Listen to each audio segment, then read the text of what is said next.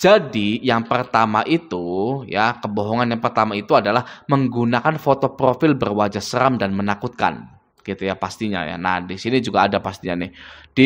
Nih seperti ini gitu ya. Berwajah-wajah seram mana nih? Seperti ini gitu ya. Ini nggak bisa saya klik. Nanti kalau diklik itu ya begitulah. Oke. Nah, seperti ini gitu ya. Nggak apa-apa nih gitu. Ini kan wah seram banget gitu ya. Tapi sebenarnya ya pada kenyataannya konteksnya bukan penagihan sebenarnya ini ya, bisa saja yang lainnya gitu ya kan ya. Tapi para DC itu nemu gambar-gambar seperti ini, nyari-nyari gambar di Google gitu kan ya. Skenarionya itu sedang menagih ke rumah nasabahnya gitu, yang lainnya. Habis ini Anda gitu ya, seperti itu. Ya itu adalah kebohongan ya, jangan dipercaya sekali lagi ya, karena DC lapangan itu tidak seperti itu. Boro-boro mau petantang-petenteng begini ya, sudah masuk ke wilayah para nasabahnya pun ya, DC itu sudah takut duluan sebenarnya ya. Boro-boro tidak mungkin petantang-petenteng seperti ini gitu ya. Jadi itu hanyalah akal bulusnya para DC-DC WA saja, para penagih-penagih yang duduk diam di kantor seperti itu. Oke, yang pertama itu ya. Yang kedua ini adalah menggunakan foto berada di mobil atau motor dan sedang OTW ke alamat nasabah gitu. Nah, pasti banyak sekali ya yang sudah galbay nih seperti ini gitu ya. Ini kan lagi di dalam mobil gitu ya. Ini entah ya mobilnya siapa gitu kan. Kita bisa saja ngambil dari YouTube gitu ya. Kita mengetikkan view jalan-jalan naik mobil gitu ya. Pasti banyak yang seperti ini. Gitu ya. Nah, lalu didubbing oleh para DC-nya. Ibu, Bapak, kita sedang dalam perjalanan menuju ke rumah Bapak, Ibu, ya tolong disediakan dananya. Biasanya kan gitu. Nah, itu juga kebohongan juga gitu ya. Karena DC lapangan tidak ada yang pakai mobil, satu, itu faktanya. Ya, itu fakta yang lucu ya. DC lapangan itu tidak ada yang pakai mobil, semuanya pakai motor. Tagihan cuma 2 juta, 3 juta, nagihnya pun itu ya nggak mungkin juga pakai mobil ya. Bahkan hutang yang ratusan juta di KUR BRI itu ya tidak ada yang pakai mobil ya, hanya pakai motor saja mantrinya itu gitu. Jadi ini salah satu kebohongan para pinjol juga gitu, untuk menakut-nakuti Anda, untuk menjatuhkan mental Anda, mendownkan mental Anda yang sudah digodok oleh para YouTuber galbay. Ayo semangat, terus semangat gitu ya. Nah, lalu begini kan ya, pagi-pagi Anda lagi ngopi gitu kan ya. Ini dikirimkan seperti ini. Waduh, yang melempem lagi Anda gitu, padahal ini bohongan. Oke ya. Itu yang kedua. Yang ketiga adalah menggunakan foto sedang di rumah nasabah sedang melakukan penagihan gitu ya. Sebenarnya juga bukan lagi. Nah, mana tadi tuh ya, seperti yang ini nih. Nih, ini kan, ini konteksnya sebenarnya bukan penagihan, bisa saja yang lainnya, tapi skenarionya itu yang dibikin DC itu kami sedang menagih di rumah nasabah gitu ya, dan akan ke rumah Anda 5 menit lagi. Apakah Anda ada gitu ya? Gitu. Oke, itu adalah kebohongan. Yang nomor 4, lanjut ya. Menggunakan foto surat tugas penagihan somasi palsu. Nah, pasti Anda atau yang sudah galbay nih ya, awas ya. Pasti Anda pernah dikirimkan surat tugas atau surat penagihan somasi ya, yang itu berasal dari pinjol tersebut gitu ya. Namun sebenarnya itu adalah palsu ya. Kita lihat di sini contohnya ada nggak ya? Pasti banyak. Nah, seperti ini ya. Ini surat tagihan SPay Letter dan S pinjam gitu kan ya. Ini palsu. Gitu. SPay Letter dan S pinjam Shopee itu tidak ada DC lapangannya. Ini palsu ya surat penagihannya. Lalu mana lagi nih? Ini ya. Kantor hukum gitu kan ya. Ini palsu juga sama gitu ya. Percaya saya ya, ini palsu pokoknya.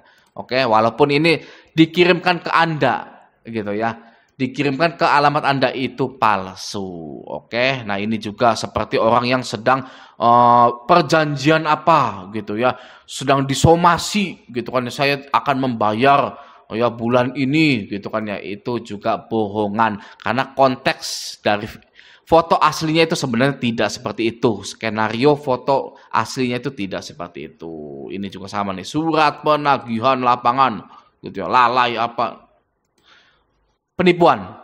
Oke. Yang nomor 5, lanjut. Ya, nomor 5 ini menggunakan pasal pidana dalam penagihannya gitu ya. Pasal penipuan, ya, pasal pencucian uang, pencurian, kabur, ya, pasal 378 lah, ya. Anda telah membawa kabur uang perusahaan, maling perusahaan, ya, itu semuanya akan dikirimkan ke WA Anda untuk menakut-nakuti Anda, padahal itu hanyalah bohongan, ya, atau palsu, ya, menggunakan pasal pidana dalam penagihannya. Kenapa palsu, Bang? Karena hutang piutang itu tidak ada unsur pidananya, ya, hanya ada unsur perdatanya. Oke, ya, itu hanya untuk menakut-nakuti Anda segera membayar, ya, jahat sekali ya pinjol itu ya. Jadi hutang itu ya padahal tidak ada pidananya tapi diada-adakan pidananya ya agar Anda itu menjual harta Anda, berantem dengan pasangan ya, pinjem uang ke saudara sampai berantem gitu ya. Nggak mau tahu pinjol itu ya, pokoknya kembalikan dananya gitu kan, sampai-sampai hal yang tidak ada pidananya pun ya itu dipidanakan. Padahal hutang itu perdata ya, sangat jahat sekali. Makanya banyak muncul korban ya, korban-korban di pinjol itu sampai mengakhiri hidupnya. Gitu ya, itulah ya, pinjol itu tidak ada kebaikan di dalamnya. Oke, nah lanjut ya, nomor 6. Nomor 6 ini menggunakan pasal jaminan fidusia penarikan barang nasabah dalam penagihannya gitu, dan ini juga tidak bisa gitu ya. Bagi para nasabah pinjol, barang-barang di rumah Anda tidak bisa ditarik, tidak bisa disita. Jangan pernah mau dibohong-bohongin akan disita rumah Anda karena tidak bisa bayar pinjol 300.000. Waduh. Ya, Anda percaya lagi ya. Apalagi karena hutang Anda 60 juta, rumah Anda akan disita. Aduh. Ya, jangan percaya, ya, jangan percaya sama sekali di pinjol itu, ya, oke ya, karena tidak bisa harta benda Anda itu disita atau ditarik. Yang berhak menentukan disita atau tidaknya itu adalah di pengadilan. Oke, nomor 7 lanjut. Menggunakan ancaman masuk slik OJK atau blacklist BI. Nah, ini juga ada benarnya, ada bohongnya juga. Ya, seperti pinjol-pinjol yang tidak memasukkan Anda ke slik OJK. Oh iya, saya belum update pinjol-pinjol yang masuk slik OJK ya, terbaru gitu ya. Sebenarnya saya datanya udah ada, sebenarnya data terbaru gitu ya. Tapi nantilah update-nya bulan depan aja gitu ya. Nah, jadi menggunakan ancaman masuk slik OJK, blacklist BI itu ya biasanya ditambahkan Anda tidak akan bisa kredit dimanapun lagi gitu ya, di perbankan maupun di badan pembiayaan apapun. Gitu ya. Nah, itu ada yang benar, ada juga yang tidak benar. Karena tidak semua pinjol itu melaporkan Anda ke slik OJK. Kalaupun dilaporkan, siapa yang peduli? Ya, tidak ada yang peduli. Silahkan masukkan saja nama saya ke slik OJK. Sudah Anda diam, ya, tidak usah menagih-nagih lagi. Gitu. Oke, nomor 8. Berpura-pura sebagai konder yang ditagih DC gitu ya. Nah, di sini juga ada ya pastinya ya gitu ya. Mas, misalkan Anda namanya Agus gitu ya. Mas Agus, ini saya dihubungi nih oleh pihak Kredivo, tolong dong Mas bayar tagihannya, saya risih nih ya, jangan gitu dong gitu kan, misalkan ya, ini namanya mutus silaturahmi gitu kan ya. Nah, itu bisa saja gitu ya, itu berpura-pura jadi kondar ya. Anda harus memastikan nomor itu nomornya siapa gitu ya. Oke, lanjut nomor 9 ya.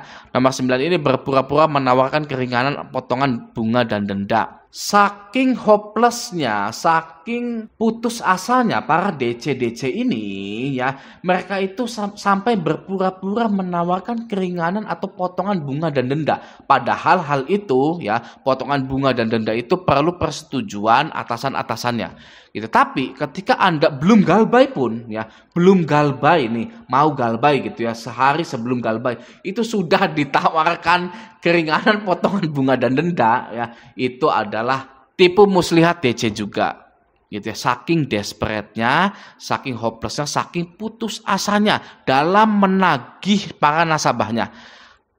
Satu hal yang Anda harus lakukan adalah mengabaikan semua penawaran keringanan potongan bunga dan dendanya. Stay galbay saja. Oke ya, karena sudah menelan korban yang banyak. Oke, nomor 10. Saya tulis dulu 10 ini ya. Berpura-pura menawarkan kenaikan limit pinjaman. Setelah dilunasi tidak bisa pinjam lagi. Boro-boro limitnya naik. Ya.